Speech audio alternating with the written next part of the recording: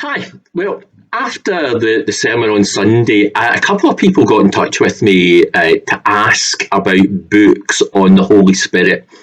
Now, I've got to tell you that in my experience, it's more difficult to get good books about the Holy Spirit than just about any other subject. They seem to be extremes. And so I want to recommend to you a couple of books that would be for different purposes. Uh, this is my go-to resource whenever I'm preaching on the Holy Spirit. It's a fantastic book by a scholar called Gordon Fee, who looks at every reference to the Holy Spirit in the writings of Paul, and it's just the best thing that I've bought. Big thick book. Now, some of you are already frightened. I'm not recommending this to you. What's great is he did a little summary of his conclusions about what Paul teaches about the Holy Spirit.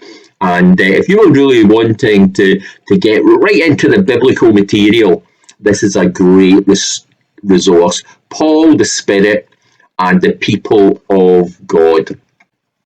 If you were looking for a kind of general theology of the Holy Spirit that I think is very balanced, is this older book called I Believe in the Holy Spirit by the British Anglican pastor and theologian Michael Green. And to me, this is full of good, sane, balanced teaching. And that's not easy to get on the Holy Spirit. So that's Michael Green. If I was to recommend one book at the moment that I think has been published recently and does a really good job at thinking about the biblical material on the Holy Spirit, it would be this one. It's called Open to the Spirit, and it's by the biblical scholar Scott McKnight.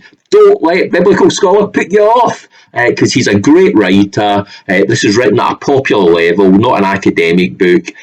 Well worth a read.